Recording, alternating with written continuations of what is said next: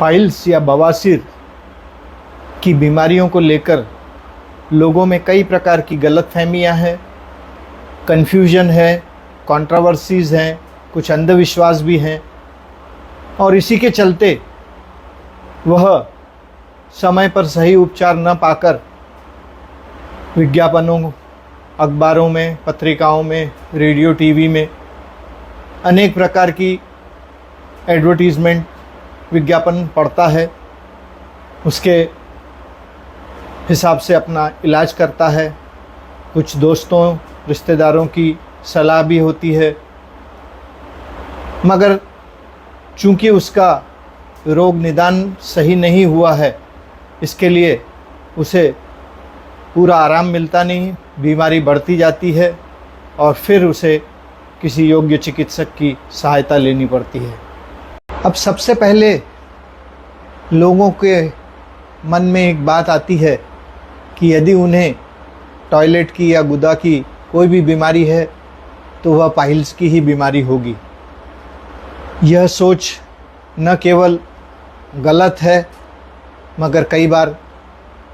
खतरनाक भी साबित हो सकती है, क्योंकि यदि उसे गुदा का या मलाशय, रेक्टम का कैंसर हो, जिसके लक्षण करीब करीब पाइल्स की बीमारियों के जैसे ही होते हैं और वो इन बीमारियों को पाइल्स समझकर या तो अनदेखा कर दे, इग्नोर कर दे, या फिर अपने मनमाने तरीके से मामूली इलाज करवाए, तो यह बीमारी घातक रूप ले लेती है और जब तक वह चिकित्सक के पहुंचता पहुंचता है। अगली गलतफहमी यह है कि लोगों को लगता है कि यदि उनकी टॉयलेट की जगह से ब्लीडिंग नहीं हो रही है, इसका मतलब उन्हें पाइल्स की बीमारी नहीं है। मगर ऐसा ज़रूरी नहीं कि टॉयलेट की हर बीमारी में ब्लीडिंग दिखाई पड़े, क्योंकि वहाँ के कई ऐसे रोग होते हैं जिसमें दर्द आना, गांठ निकल आना, मवाद होना, बैठने उठने में परेशानी होना, खुजली होना, आंव निकलना, बार बार टॉयलेट होना, टॉयलेट के वक्त पेट में मरोड़ आना, ये सारे लक्षण भी गुदा रोग की ओर ही इंडिकेट करते हैं। तो इसलिए यह बात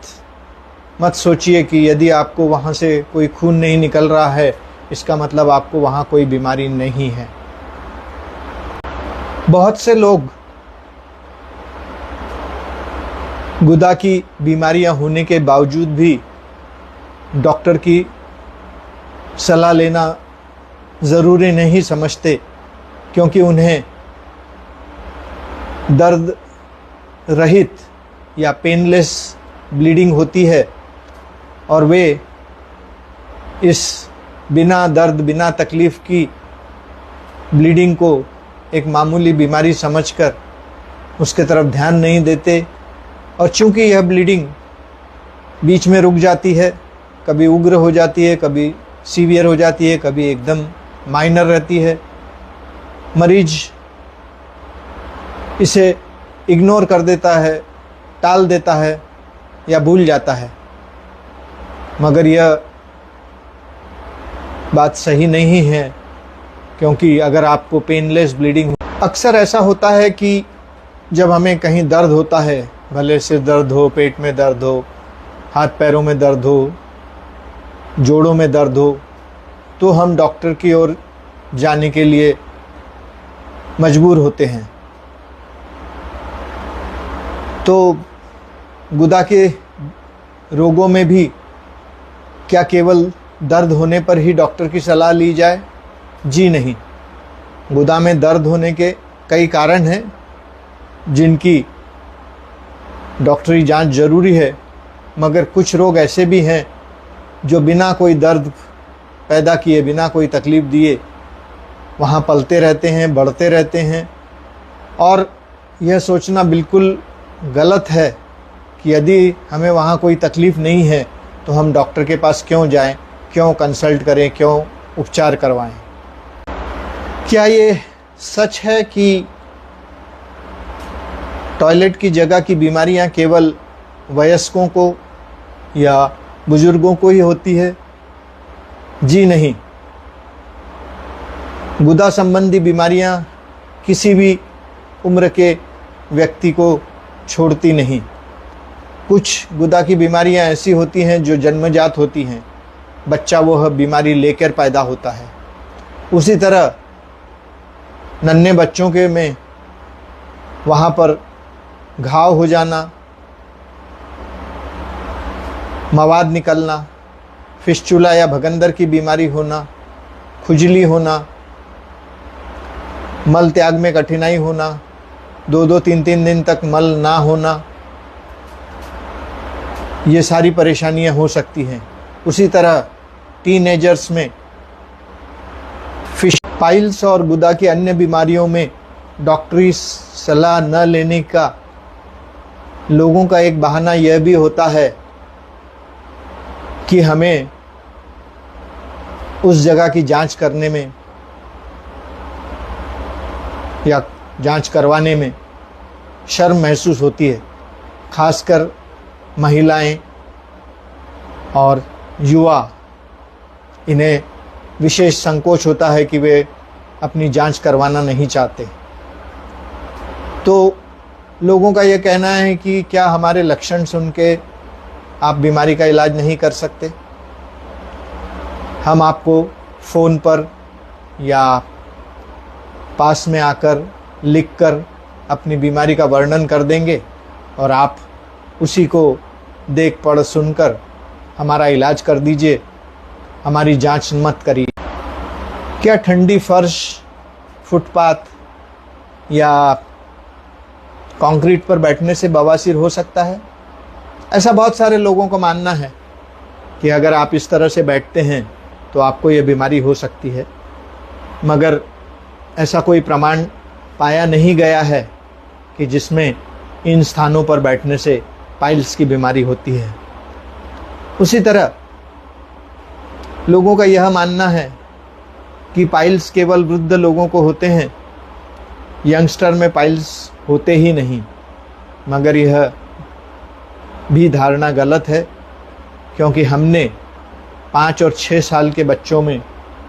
पूरी उन्नत अवस्था के एडवांस डिग्री ऑफ पाइल्स देखे हैं जिन्हें ऑपरेशन की ज़रूरत पड़ी है। तो इस गलतफहमी में मत रहिए कि यदि आप यंग हैं, यदि आप अब लोगों में एक धारणा यह भी है कि यदि आपको पाइल्स होना है तो वो होकर रहेगा, आप उसे टाल नहीं सकते, मगर ऐसा कुछ भी नहीं है। हालांकि 50 साल से ऊपर का हर दूसरा व्यक्ति पाइल्स की बीमारी से ग्रस्त है, मगर अधिकांश में वहाँ केवल पाइल्स के मस्से होते हैं, वे कोई लक्षण पैदा नहीं करते, मरीज़ को किसी तरह की तकलीफ़ नहीं देते। तो इसलिए यदि आप अपनी जीवन शैली, अपना आहार विहार, अपनी लाइफस्टाइल, अपना खान पान संयमित रखें, संतुलित रखें, तो कोई कारण नहीं है, कोई वजह नहीं है कि आपको पाइल्स की बीमारी से सामना करना पड़े। चूँकि 50 साल के हर दूसरे व्यक्ति को यह बीमारी है, मगर उनमें से केवल अब बहुत से लोगों के मन में यह भी एक शंका होती है कि क्या पाइल्स या उस स्थान की दूसरी बीमारियां, फिशर, फिस्चुला, कैंसर में बदल सकते हैं? क्या यदि उनका देर तक इलाज न किया जाए या बीमारी बढ़ जाए तो वह कैंसर में बदल सकती है? तो जी नहीं, ऐसा नहीं है। पाइल्स की बीमारी कैंसर में बदलती नहीं है, मगर मरीज़ को यदि कैंसर पहले से हो तो उनमें पाइल्स होने का खतरा बढ़ जाता है, क्योंकि कैंसर का जो ट्यूमर होता है आपके रेक्टम में या गुदा में, उसके प्रेशर से, उसके दबाव से वहाँ की नसें फूलने लग जाती हैं और उसके वजह से आपके बवासीर बढ़ सकते हैं। तो यदि आपको टॉयलेट में किसी भी